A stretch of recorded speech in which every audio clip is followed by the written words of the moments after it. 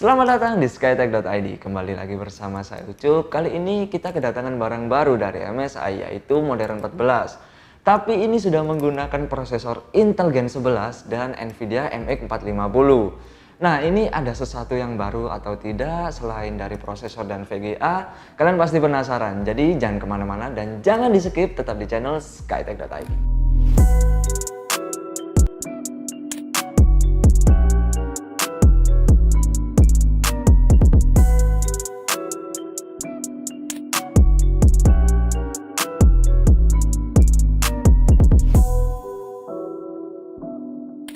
Nah, sekarang sudah ada dua MSI Modern 14 di depan saya. Untuk yang ini adalah seri yang menggunakan Intel Gen 11 dan di sebelah kanan saya ini yang menggunakan Intel Gen 10. Untuk perbedaannya ini sedikit sekali. Kita bahas bodinya terlebih dahulu. Bahannya ini terbuat dari aluminium, kemudian ketebalannya 1,6 cm dan beratnya ini 1,3 kg saja. Sedangkan MSI di seri yang B11SB ini memberikan 3 pilihan warna. Yang pertama ada Bluestone yang seperti kita review kali ini, kemudian ada beige moss, dan yang terakhir adalah carbon grey. Sedangkan untuk perbedaannya ini adalah di bagian cover. Untuk di tengah ini yang di seri sebelumnya menggunakan logo naga, tapi yang sekarang ini menggunakan aksen huruf yang menurut saya terlihat simple dan ini tidak terlihat gaming. Sedangkan untuk di bagian dalam, kalau menurut saya ini sama, masih mempertahankan bezelnya yang tipis yaitu thin bezel. Di bagian atas ini terdapat webcam, kemudian di bagian bawah logo MSI nya berubah menjadi seperti di bagian cover untuk seri yang terbaru. Sedangkan untuk keyboardnya ini menggunakan key travel 1,5 mm yang menurut saya nyaman sekali digunakan karena tidak terlalu tinggi atau mungkin tidak terlalu pendek seperti di seri-seri gaming. Lalu untuk stiker yang berada di bawah keyboard ini berubah. Di seri yang Gen 11 ini berwarna biru dan semakin simple desainnya. Bagian port kiri terdapat DC in, kemudian HDMI port, dan USB Type-C ini adalah Thunderbolt Gen 4. Sedangkan yang terakhir di bagian kiri ada micro SD card reader. Kita beralih ke bagian kanan. Untuk di sebelah kanan ini terdapat dua USB Type A dan yang terakhir ada input-output audio. Lalu yang terakhir adalah di bagian layarnya ini tetap bisa dibuka sampai 180 derajat. Untuk seri sebelumnya juga sama, masih bisa dibuka sampai 180 derajat. Nah, kita langsung berlanjut ke bagian fiturnya. Fitur yang pertama ini adalah flip and share. Jadi ini sangat berfungsi sekali ketika kalian mungkin bertemu dengan klien kalian atau kalian sedang presentasi face to face dengan seseorang. Ketika kalian buka seperti ini, kalian bisa membalik layarnya atau mungkin memutar layarnya sampai 180 derajat dengan cara menekan tombol F12 saja, seperti ini. Fitur selanjutnya adalah MSI Center. Di sini kalian bisa gunakan untuk menyeting performanya, lalu bisa kalian gunakan untuk mengoptimalkan software apa saja yang biasanya kalian gunakan, dan untuk men-switch Windows key atau mungkin off atau on, dan bisa kalian tukar dengan tombol Fn.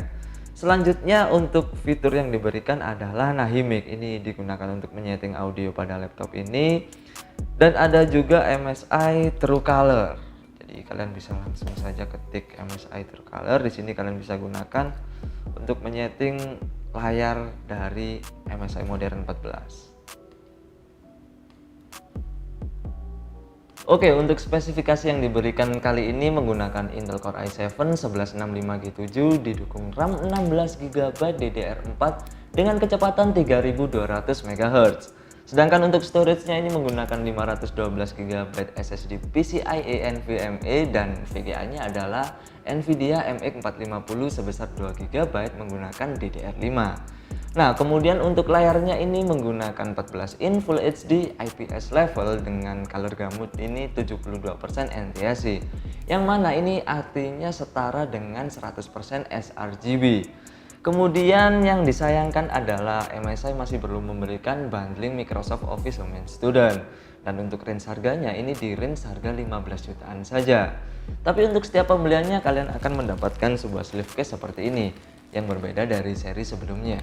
Kalian pasti penasaran dengan performa yang menggunakan Intel Gen 11 dan MX 450. Sebagus apakah performanya? Yang pertama kita cek dulu untuk SSD-nya. Kita gunakan Crystal Disk Mark untuk softwarenya. Dan hasilnya untuk read ini 1986 MB per second. Lalu untuk write ini mendapatkan angka 978 MB per second. Selanjutnya kita coba menggunakan software Cinebench R20. Untuk tes pertama mendapatkan hasil 2318. Sedangkan untuk looping sebanyak 10 kali mendapatkan rata-rata di angka 2300-an. Yang menurut saya ini cukup signifikan sekali perbedaannya dari Gen 10 di seri modern 14 ini juga.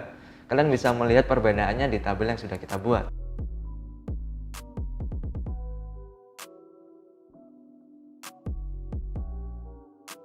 Selanjutnya untuk tes render menggunakan Blender untuk 3 dimensi ini mampu diselesaikan dalam 7 menit 13 detik saat menggunakan CPU. Sedangkan saat menggunakan GPU-nya ini mampu diselesaikan dalam 8 menit 39 detik saja.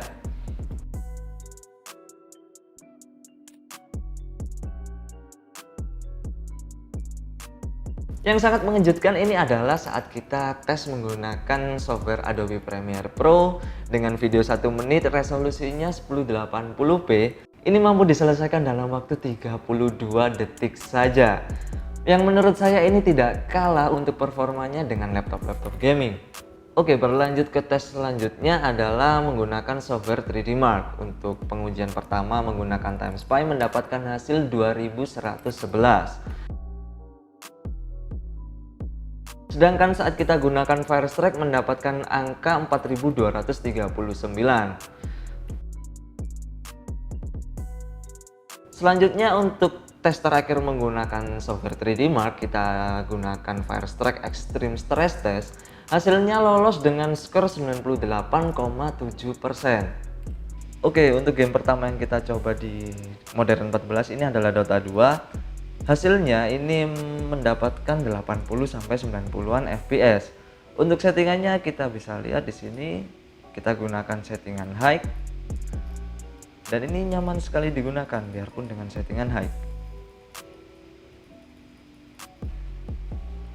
Oke, untuk game selanjutnya yang kita gunakan adalah CS:GO. Hasilnya ini mendapatkan di 70 fps sampai 80 fps. Untuk settingannya di sini kita bisa lihat. Settingan yang kita gunakan adalah settingan high dan tetap nyaman digunakan.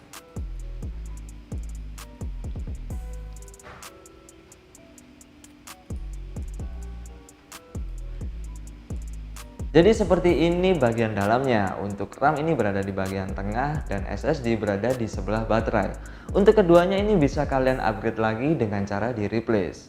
Tapi menurut saya ini motherboardnya cukup penuh dan ada baterai di bagian bawah yang cukup besar.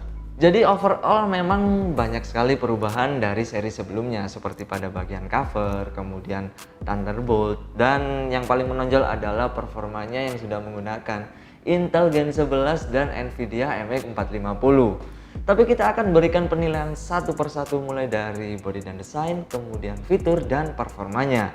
Oke, dari body dan desain saya akan berikan nilai 8 karena biarpun sedikit saja perubahannya hanya di bagian logo, tapi ini terlihat simple lalu kesan gamingnya hilang sama sekali.